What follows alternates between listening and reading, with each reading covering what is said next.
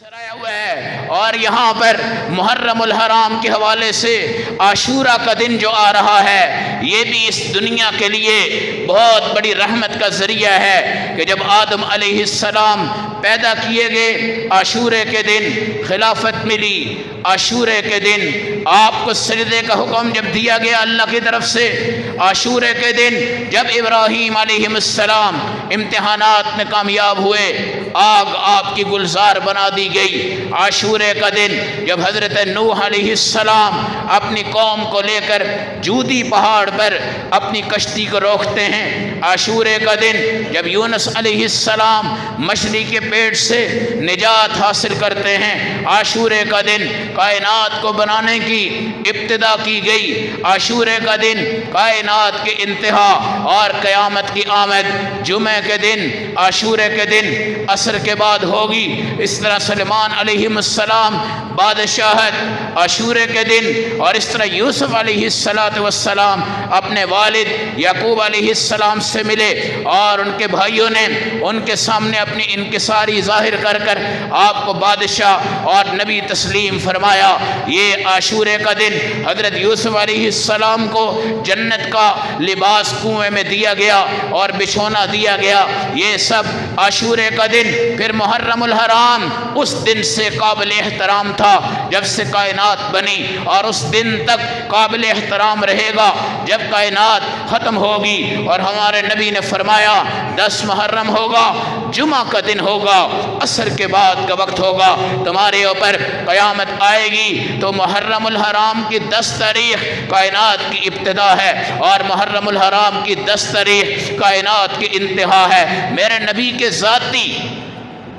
ذاتی 2 نکاح ہیں، وہ بھی محرم الحرام میں ہیں، ایک اماں خدیجہ رضی اللہ تعالی عنہا سے، اور ایک ام سلمہ رضی اللہ تعالی عنہا سے، اور میرے نبی کی لہیتی لاڈلی بیٹی سیدہ فاطمۃ الزہرا رضی اللہ تعالی عنہا کا نکاح بھی 17 محرم الحرام کو ہے۔ اور آپ کے بطن سے 2 شہزادے پیدا ہوتے ہیں جن کو دنیا جانتی ہے، اللہ کے نبی کے نواسے ہیں، حسن کے نام سے، حسین کے نام سے۔ حضور پاک پرفیوم نہیں لگاتے تھے بلکہ ان بچوں کی خوشبو سونگھتے تھے اور ان کے بالوں کو سونگھتے تھے۔ جب آپ کو ہلکی ہلکی بچے کے رونے کی آواز آتی تو میرے نبی اپنے بستر سے اٹھ جاتے، دروازہ کھولتے، اپنی بیٹی کا دروازہ کھٹکتا، لا تو پیچھے ہو جا، میں ان کو چپ کرواتا ہوں۔ جب اماں فاطمہ چپ کروانے سے عاجز آ جاتی تو میرے نبی کے پاس دوڑتی ہوئی آتی۔ اللہ کے نبی دودھ کا فیڈر نہیں پلاتے تھے بلکہ اپنی زبان مبارک ان کے منہ میں ڈال دیتے اور یہ بچے اس کو چوسا کرتے تھے۔ اللہ کے نبی اپنی چادر میں ان دونوں بچوں کو کھلاتے تھے اور صحابہ کرام حیران رہ جاتے تھے۔ آپ کے کندھوں پہ یہ بچے بیٹھتے، جمعہ کے خطبہ میں مسجد کے مجمع سے دوڑ کے آتے اور میرے نبی علیہ السلام ان بچوں کو اٹھا لیتے۔ نے فرمایا یہ دنیا میں بھی جنت کی خوشبو ہے، آخرت میں بھی جنت کی خوشبو ہے۔ اور آپ نے فرمایا اللہ میں حسن سے محبت کرتا ہوں، حسین سے محبت کرتا ہوں، اللہ جو ان سے محبت کرے تو ان سے محبت کر۔ میرے نبی کی وفات ہو گئی، حضرت حسین بیٹھے ہیں، کسی سفر سے آئے ہیں، پاؤں پہ گردہ ہے، سر پہ گردہ ہے اور آپ کے پاؤں پہ مٹی لگی ہوئی ہے۔ سیدنا ابو ہریرہ ہیں، حافظ الحدیث ہیں، دوڑ کے آتے ہیں حضرت حسین کے سامنے، اپنی چادر بچھا دیتے ہیں، کہتے ہیں نواسے پاؤں یہاں رکھ دے، نیچے نہ رکھنا۔ حضرت حسین رو پڑتے ہیں، اے ابو ہریرہ کہاں آپ ہیں، کہاں میں ہوں، آپ تو حافظ الحدیث ہیں، آپ تو بڑے صحابی ہیں۔ کہا بیٹا میں نے اپنے نبی سے یہ حدیث سنی، اور حضرت حسین اس حدیث کے راوی ہیں۔ یا اللہ میں ان بچوں سے محبت کرتا ہوں تو ان سے محبت کر جو ان سے محبت کرتا ہے، پھر ان سے جو محبت کرتا ہے تو ان سے محبت کر۔ یہ نسبت کبھی ختم نہیں ہوتی۔ 25 حج کیے پیدل، 25 حج کیے پیدل، اور آج جو لوگ کھڑے ہو کر یہ کہتے ہیں ہم حسینی ہیں، ان کو ایک حج بھی نصیب نہیں ہوتا۔ جو حقیقت کے حسینی ہیں ان کو ہزاروں حج بھی نصیب ہو جاتے ہیں۔ حضرت حسین جا رہے ہیں، حج پہ جا رہے ہیں، پیدل جا رہے ہیں۔ عبداللہ ابن عباس اتنے بڑے صحابی ہیں، جب آئے تو آپ سواری پر تھے، حضرت حسین سے کہنے لگے آپ میری سواری لے لیں، میں پیدل چلتا ہوں۔ کہا نہیں، سواری آپ کی ہے، حق آپ کا ہے، میں نہیں. پھر آپ نے کہا نہیں میں اور سواری لے آتا ہوں. آپ نے کہا اگر سواری لے بھی آؤ گے میں پیدل جاؤں گا, میں سواری پہ نہیں چڑھوں گا. آپ نے پوچھا حسین کیا بات ہے, آپ مکہ جاتے ہیں تو پیدل, مدینہ آتے ہیں تو پیدل. فرمایا مکہ اللہ کا گھر ہے, سوار ہو کے جاؤں مجھے شرم آتی ہے. مدینہ میرے نبی صلی اللہ علیہ وسلم اور میرے نانا کا شہر ہے, یہاں پہ سوار ہو جاؤں مجھے شرم آتی ہے. مجھے یاد آتا ہے کہ میرے نانا کو پتھر پڑے تھے طائف کے اندر اور حضور پاک کے پاؤں سے خون نکل رہے تھے اور آپ زمین پہ پاؤں گھسٹ گھسٹ کے چل رہے تھے. مجھے شرم آتی ہے کہ میں ان زمینوں سے گزروں, گھوڑوں پہ, گاڑیوں پہ, اونٹوں پہ. حضرت عبداللہ ابن عباس نے کہا اگر تم پیدل جاؤ گے میں بھی سواری واپس کر رہا ہوں, میں بھی تمہارے ساتھ پیدل جاؤں گا.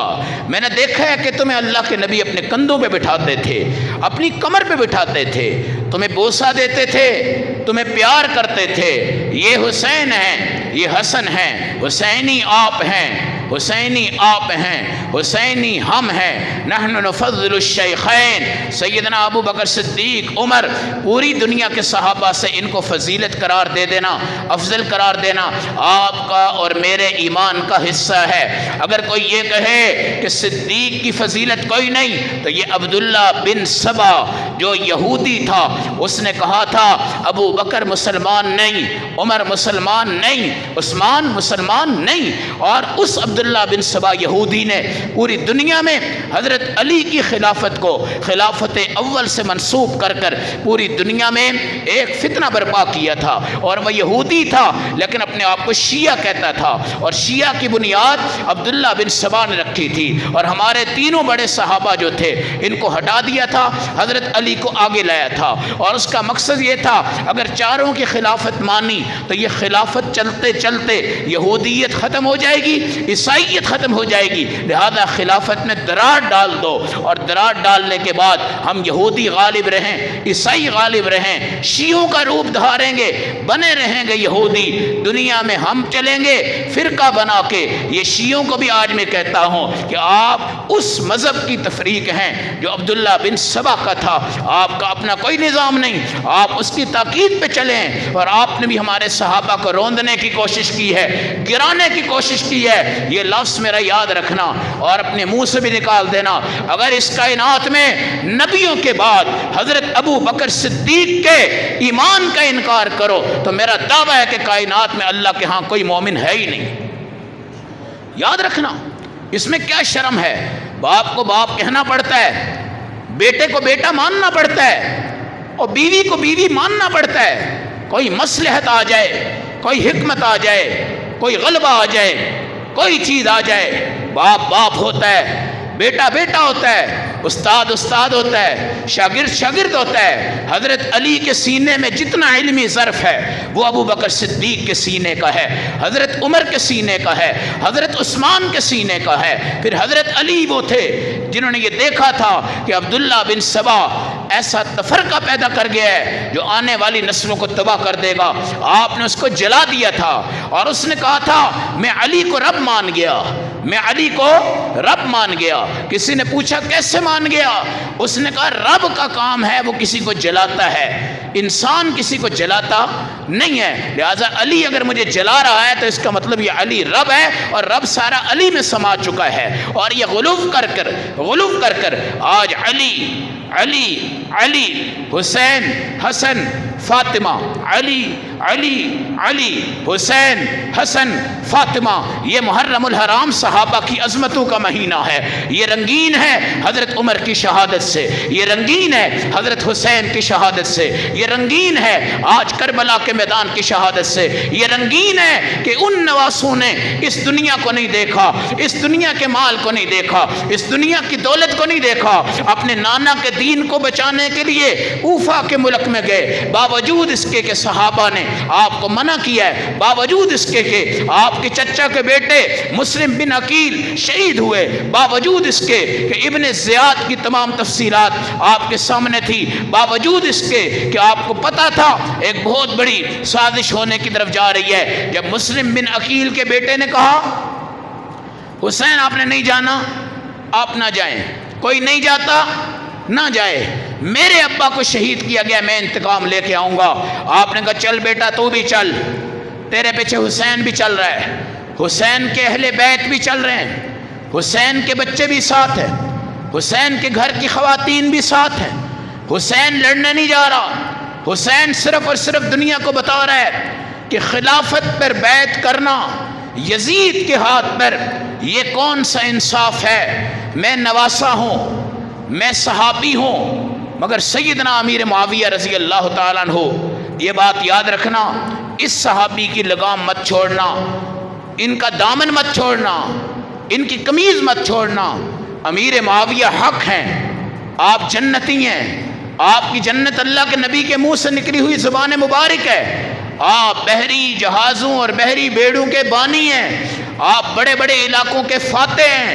آپ کا بیٹا آپ کے سامنے یصلی و یصوم، ہمیشہ نماز پڑھتا، ہمیشہ روزہ رکھتا۔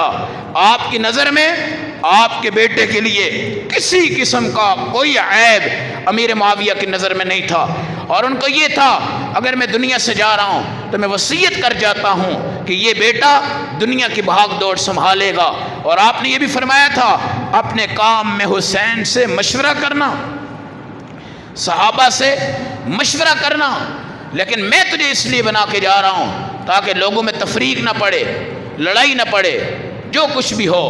مگر یزید کی بھی یہ غلطی تھی کہ اس نے تیسرے گروہ کے نزدیک یہ پیغام کیوں بھیجا کہ ان کو بلاؤ، میرے ہاتھ پہ بیعت کریں۔ وہ خود ملتا، آپ سے ملتا، بات کرتا، مذاکرات کرتا، جو طے ہو جاتا وہ ہو جاتا، مگر بیچ میں باغی گروہ آیا، بیچ میں خارجی طبقہ آیا، بیچ میں وہ طبقہ آیا جس نے یہ سوچا کہ اگر یہ خط آج یزید کو پتہ چل گئے تو ہماری گردنیں اتر جائیں گی۔ اس تیسرے طبقے نے آ کر بیچ میں حضرت حسین رضی اللہ تعالیٰ عنہ اور آپ کے اہل بیت کے ساتھ جو ظلم کیا ہے، تشدد کیا ہے، پانی بند، سب کچھ بند، مگر آپ نے نماز نہیں چھوڑی۔ آپ کے پاس اپنا پانی تھا، ابن زیاد کے پاس اس وقت پانی نہیں تھا، آپ نے اپنا مشکیزہ بھی اس کو دے دیا اور کہا تو بھی وضو کر، میں بھی وضو کروں، نماز نہیں چھوڑنی، تیروں کے سائے میں بھی نہیں چھوڑنی، کچھ بھی نہیں۔ میرے بیٹے کو پانی نہیں ملا، دوسرے کو نہیں ملا، وہ بھی گرا ہے، یہ بھی گرا ہے، ادھر ہمارے گھر کی عورتیں، ان پہ ظلم ہے، ان کے دوپٹے ہیں، ان کی تمام چیزیں ہیں، آج جتنا بھی ظلم ہو رہا ہے، مگر اللہ دیکھ رہا ہے، اللہ دیکھ رہا ہے، اللہ دیکھ رہا ہے۔ یہ ظلم جنت کا تاج ہے، یہ ظلم صحابہ کے لیے جنت کی نعمت ہے، یہ ظلم صحابہ کی مسکراہٹ ہے، یہ ظلم جہنمیوں کی جہنم ہے۔ میرے صحابہ کے لیے بہادری ہے، میرے صحابہ کی شجاعت ہے، میرے صحابہ کے لیے فخر ہے، میرے صحابہ کی عزت ہے۔ آج حسینی ہم ہیں، آج ہمارے صحابی ہیں، ہمیں صحابی ہونے پہ خوشی ہے، نواسہ ہیں، نواسہ ہونے پہ خوشی ہے، جنت میں نہیں، جنت والوں کے سردار ہیں، ہمیں اس بات پہ خوشی ہے، شہید نہیں، شہیدوں میں اعلیٰ شہادت پانے والے ہیں، ہمیں اس بات کی خوشی ہے، اور آپ کی شہادت ہمارا فخر ہے، آپ کی شہادت ہماری عزت ہے۔ ہم ہائے نہیں کریں گے، قمیض نہیں پھاڑیں گے، خون نہیں نکالیں گے، سڑکوں میں نہیں جائیں گے، کرائے کے رونے والے ہم نہیں لائیں گے، ہم واہ کریں گے حسین تیری شہادت پہ واہ، تیری مجاہد پہ واہ، تیرے جہاد پہ واہ، تیری بہادری پہ واہ۔ ہم قرآن کو واہ کہیں گے، قرآن پھینکنے والے پہ ہائے کریں گے، ہم حسین کے لیے واہ کہیں گے، شمر جس نے تیر مارے تھے اس کے لیے ہائے کریں گے، ابن زیاد ان کے لیے ہائے کریں گے، اور وہ تفرقہ بازی والا گروہ جس نے یہ سب کام کروایا اس پہ ہائے کریں گے۔ آج ہم نے کیا مذاق بنایا ہوا ہے، 10 محرم کو ہم نے مذاق بنا دیا، اور میرے نبی نے کیا فرمایا، عاشورہ روزہ رکھنا۔ عاشورہ میں موسیٰ علیہ السلام کی قوم کو اللہ نے فرعون سے بچایا تھا، وہ قوم روزہ رکھتی تھی، تم بھی روزہ رکھنا، اور اپنے بچوں کو بہترین کھانا کھلاؤ، بہترین کھانا کھلاؤ، اگلے سال تک اللہ بہترین کھانا تمہارے پورے گھر میں اتارے گا۔ حضرت جابر ہیں، حضرت جابر صحابی ہیں، کہتے ہیں 40 مرتبہ میں نے عاشورہ کے دن اللہ والوں پہ خرچ کیا ہے، 40 سال تک ایک دن بھی ایسا نہیں آیا کہ میں وہ محتاج بن جاؤں۔ سنا ہے آپ نے خندق کا واقعہ ہوا، جب صحابہ خندقیں کھود رہے تھے، ایک چٹان آ گئی، ٹوٹ نہیں رہی تھی، میرے نبی تشریف لائے، واقعہ لمبا ہے، آپ صلی اللہ علیہ وسلم نے توڑ دیا، حضرت جابر حضور پاک کی حالت کو دیکھ رہے تھے کہ 3 دن سے پتھر پیٹ پہ ہیں اور 3 دن سے صحابہ نے کوئی ذائقے والی چیز منہ میں نہیں ڈالی تھی، تو دوڑ کر گئے، اپنی بیوی سے کہا کھانا ہے؟ کہا تھوڑا سا جو ہے، ایک بکری کا بچہ ہے جو 5-7 بندوں کے لیے کافی ہو سکتا ہے۔ کہا تو آٹا گوند، بکری کا بچہ ذبح کر کے ہنڈیا پہ چڑھایا اور دوڑ کے رسول پاک کے پاس چلے گئے۔ یا رسول اللہ، کان میں بات کی، آپ اور 2-3 آدمی آ جائیں، میری بیوی نے گھر پہ کھانا شروع کیا ہوا ہے۔ آپ نے فرمایا بیوی سے کہنا ہنڈیا بھی نہ اتارے اور تندور میں روٹی نہ لگائے یہاں تک کہ میں آ جاؤں۔ آپ نے تمام صحابہ سے کہا چلو بھئی، جابر نے تمہارے لیے کھانا بنایا ہے۔ اور جب اندر آئے تو عورتوں کی عادت ہوتی ہے، جب مہمان 2 آنے ہوتے ہیں تو پیچھے 2 ان کے ساتھ آ جاتے ہیں نا، تو عورتوں کی آنکھیں اوپر ہوتی ہیں، پہلے اوپر کرتی ہیں، پھر اپنے میاں کو دیکھتی ہیں کہ یہ دیکھا ہے تم نے، یہ دیکھا ہے تم نے۔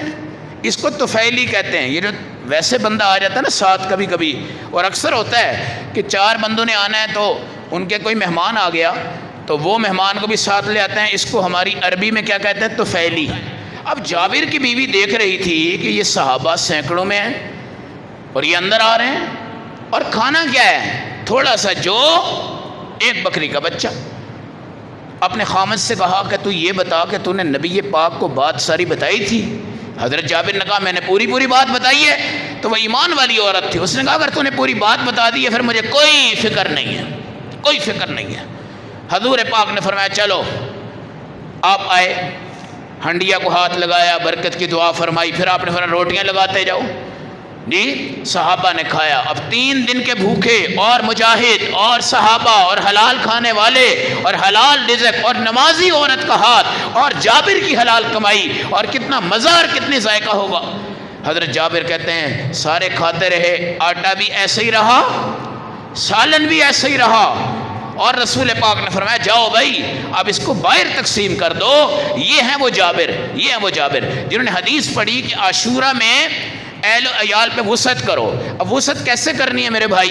6 بچے ہیں آپ کے، ایک برگر کو پسند کرتا ہے، ایک پیزے کو پسند کرتا ہے، ایک بچہ کڑھائی کو پسند کرتا ہے، ایک بچہ مینگو جوس کو پسند کرتا ہے، ایک بچہ پھل پسند کرتا ہے، اور بوڑھا باپ بھی ہے جن کو ہم قسمت سے پوچھ لیں تو پوچھ لیں تو پوچھ لیں، ان کے مرنے کے بعد تو ہم بڑے بڑے انار رکھ دیتے ہیں آنے والوں کے لیے، کھاؤ پیو کھاؤ پیو کھاؤ پیو، اور باپ کو کچھ بھی نہیں دیتے۔ خاص طور پہ بوڑھے بابا جی کو آج یہ پوچھو ابا جی کیا خواہش ہے آپ کی، کیا خواہش؟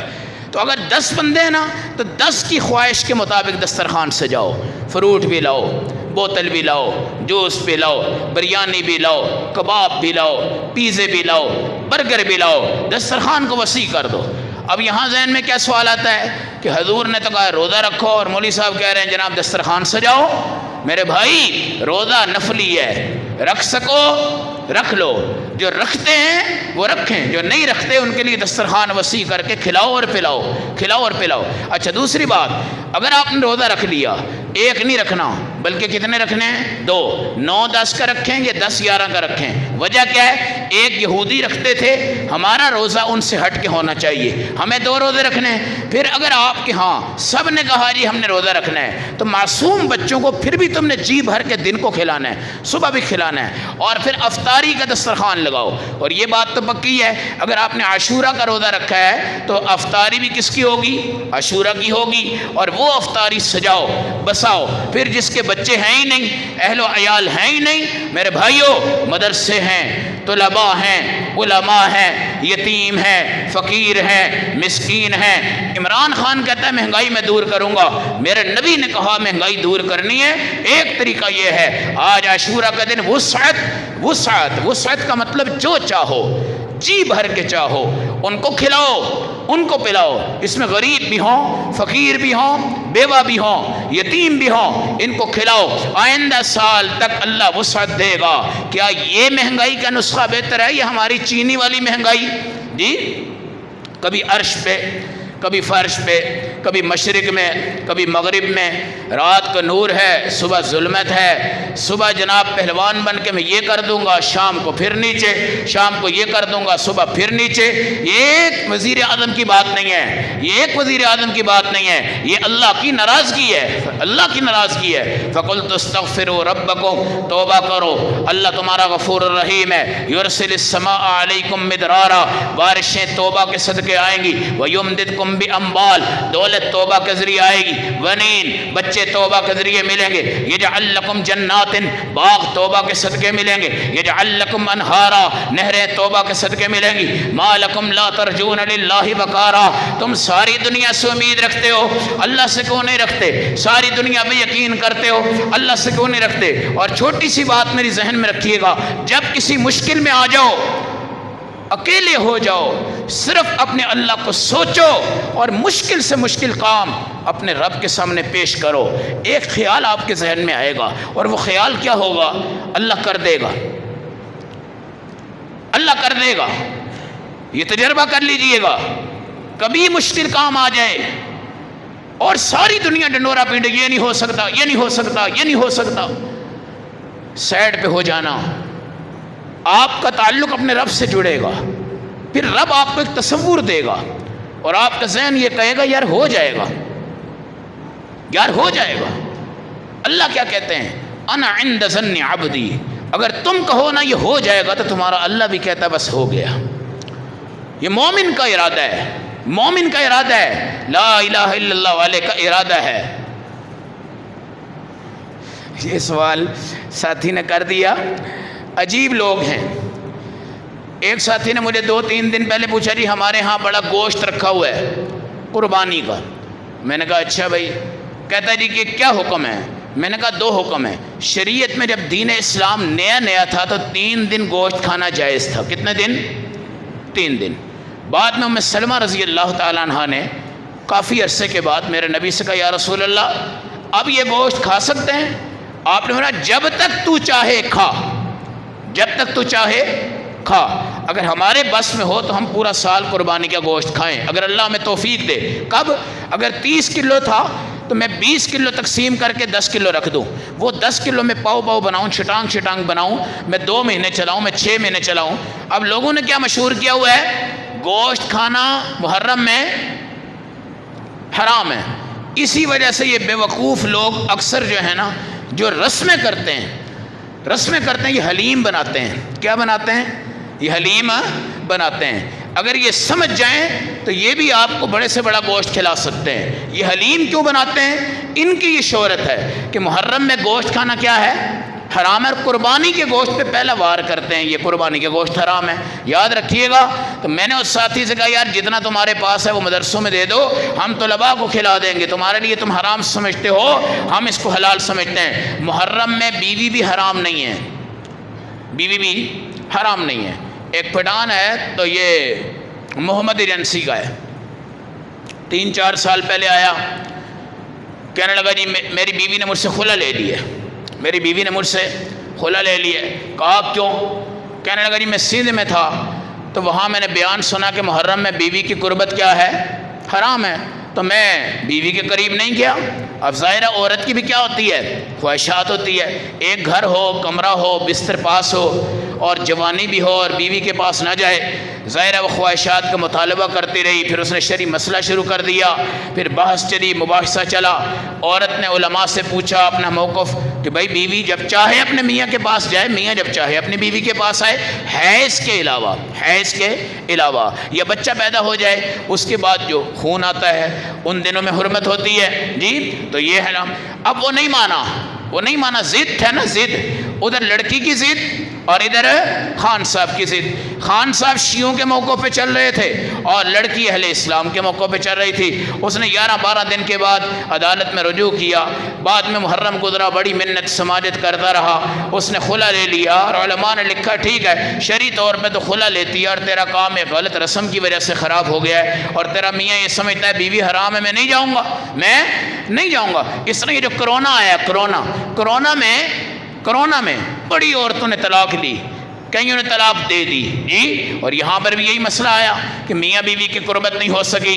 تو یہ ساری چیزیں تو اس طرح کے مسائل ہیں. بیوی حلال ہے، بیوی حلال ہے، ہر وقت حلال ہے، دن کو بھی حلال ہے، رات کو بھی حلال ہے. روزے کی حالت میں حرام، احرام کی حالت میں بیوی آپ کے اوپر جماع کے اعتبار سے حرام ہوتی ہے، حیض کی حالت میں حرام. بچہ جب پیدا ہو جائے ان دنوں میں جو ماہواری خون آتا ہے، نفاس آتا ہے، اس میں بھی کیا ہوتی ہے؟ حرام. پھر وہ عورت جس کو 10 دن کے بعد بھی خون آتا ہے، شریعت نے اس کو بھی حلال قرار دیا ہے، اس کو بھی کیا کر دیا؟ حلال قرار دیا ہے. یہ تمام چیزیں یاد رکھیے گا. گوشت بھی حلال، بیوی بھی حلال، بیوی بھی حلال. اور یہی وجہ ہے کہ لوگ محرم میں شادیاں نہیں کرتے. اور اماں فاطمہ کی شادی محرم میں ہے، میں دلیل سے کہہ رہا ہوں. حضرت خدیجہ کی شادی محرم میں ہے، اور شادی حال والوں نے بھی اپنا بیڑا غرق کر دیا. سفر بھی ان کا گیا، محرم بھی گیا، رمضان بھی گیا. سفر، محرم، رمضان، 3 مہینے ان کے کیا ہوئے؟ ختم ہو گئے. اور باقی سنڈے کو اور ہفتے کو شادیاں ہوتی ہیں، باقی دنوں میں شادیاں ہوتی ہی نہیں ہیں. اس اعتبار سے وہ بھی سوچیں کہ وہ اپنا کتنا نقصان کر رہے ہیں. تو میرے بھائیوں، یہاں ہمارے اکثر نکاح محرم الحرام میں ہوتے ہیں، اور اس محرم میں بھی 2 سے 3 نکاح مسجد میں ہوں گے انشاءاللہ. اور دنیا کو یہ بتانے کے لیے کہ جس طریقے پہ رسول اللہ ہیں اس طریقے پہ اور کون ہیں. اس لیے محرم ہو، سفر ہو، ربیع الاول ہو، بیوی حلال، گوشت قربانی کا ہو، دوسرا ہو حلال پانی کی سبیل اور شربتوں کی تقسیم، اور دنیا کی بڑی عقیدت، اور بڑی عقیدت سے دنیا کو کھلاتے ہیں. شرعی کوئی حیثیت نہیں ہے، شرعی کوئی حیثیت نہیں ہے، اس کا کوئی ثواب نہیں ہے، اس کی کوئی حدیث نہیں ہے. البتہ جہاں تک ہمارا تجربہ کہتا ہے کہ یہ لوگ بھی اکثر اہل تشیع ہوتے ہیں جو سبیلیں لگاتے ہیں، خالص دودھ دیتے ہیں، خالص دودھ دیتے ہیں. اب میرا ان سے سوال یہ ہے کہ جب سیدنا حسین اور ادھر ہمارے سیدنا عثمان، حضرت عثمان کی تو وہ تاریخ پڑھتا ہی نہیں ہے، برداشت نہیں ہے.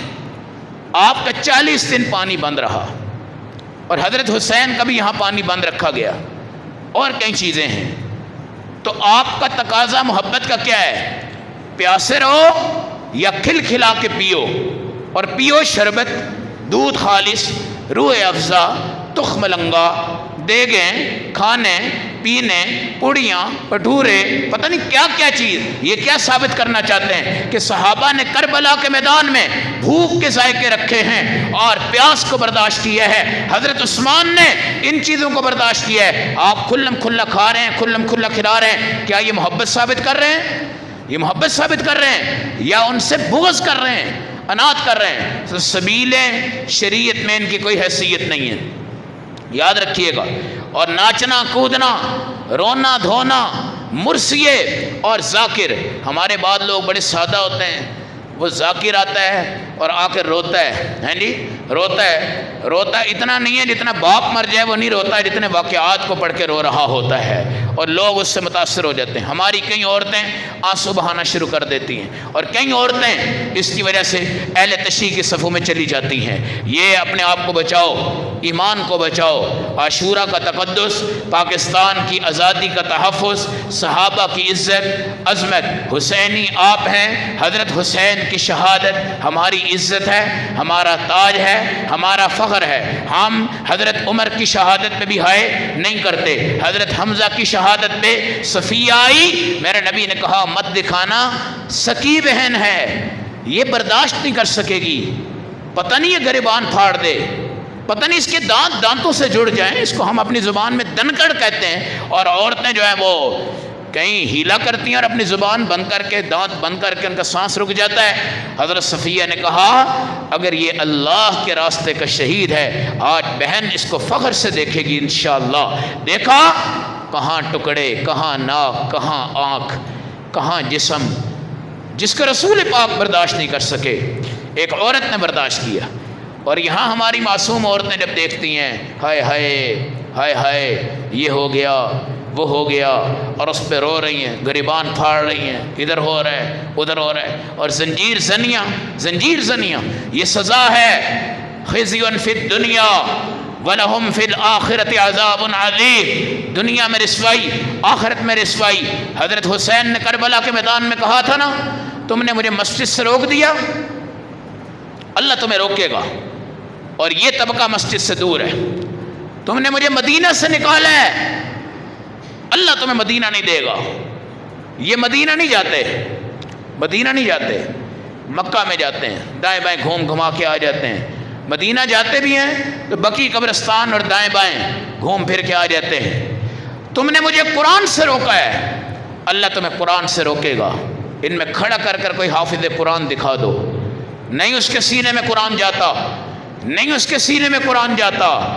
جہاں حضور پاک اور ان کے صحابہ کی نفرت جمع ہو جائے، وہاں قرآن اس پہ آسمانوں اور زمینوں سے لعن طعن کرتا ہے۔ اس لیے یہ مت دیکھو کہ ہم سنی ہیں، فلاں ہیں، بریلوی ہیں، دیوبندی ہیں، اسلام اسلام ہے۔ اور اہل تشیع اپنے آپ کی اصلاح کریں، اپنی امت میں آئیں، اپنے صحابہ کو پہچانیں۔ باپ کا انکار ہو، ماں کا انکار ہو تو بھائی تمہارا کہاں سے پیدا ہوگا؟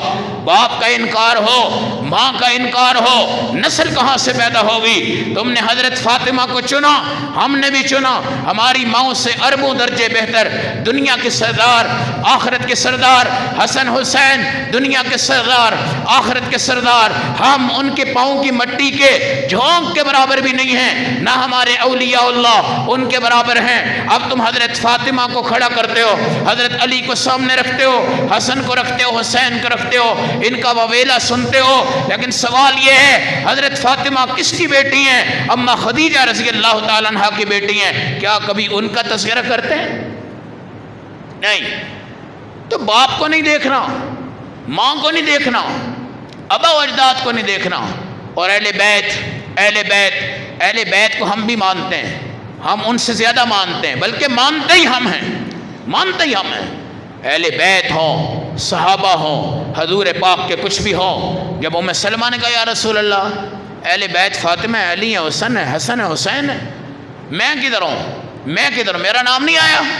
حضور نے کہا تو ہے ہی اہل بیت، تیری تو وضاحت کی ضرورت ہی نہیں ہے، تو ہے ہی اہل بیت، تم ازواج تو ہو ہی اہل بیت، تم تو میری بیویاں ہو، تم سب کی ماں ہو۔